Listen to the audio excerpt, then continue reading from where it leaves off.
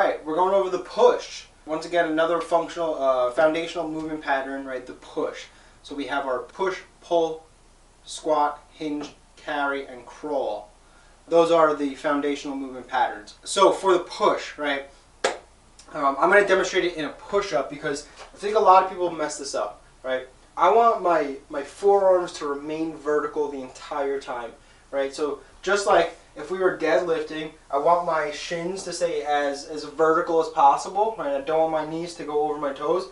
In the hip hinge, remember my hips go back, right? Keeping my shins vertical. So same thing with my arms, right? With my forearms. I want my forearms to stay vertical, elbow over wrist.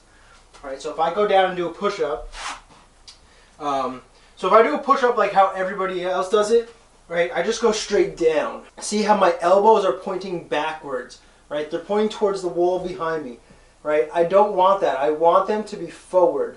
I want my elbow over my wrist.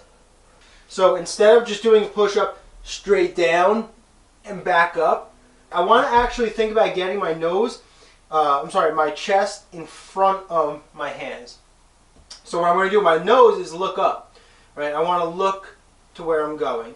So instead of going straight down, right, I'm going to look up and reach out over my hands. I'm going to start with nice vertical forearms, right? Now as I go down, I end with vertical forearms, right? And I come back up, vertical forearms. Notice I don't shift my elbows back. Right, I shift forward over my hands and I come back to that starting position. Right, this is the same thing if you're doing a bench. If I grab this and I go ahead and bench press, starting a vertical, right, if I'm in the lockout, I'm starting vertical. As I come down, vertical. I don't want it to be here and I don't want it to be here. I'm pulling this in. Right, and how my elbow lines up with my wrist. So anytime you're doing pushing, whether it's overhead, wrist in line with elbow, in line with shoulder, right, in line with hips.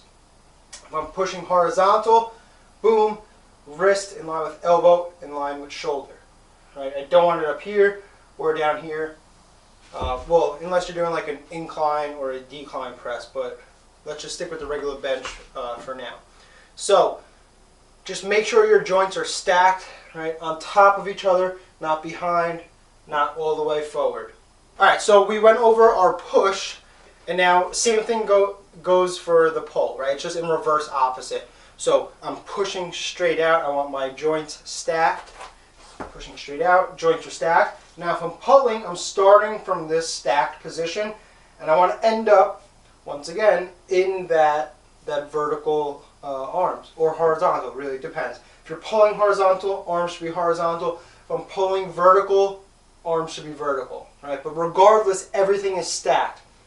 Shoulder, elbow, wrist. Wrist, elbow, shoulder. Doesn't matter if it's here, if it's here, if you're pushing straight down, right? We're still stacked.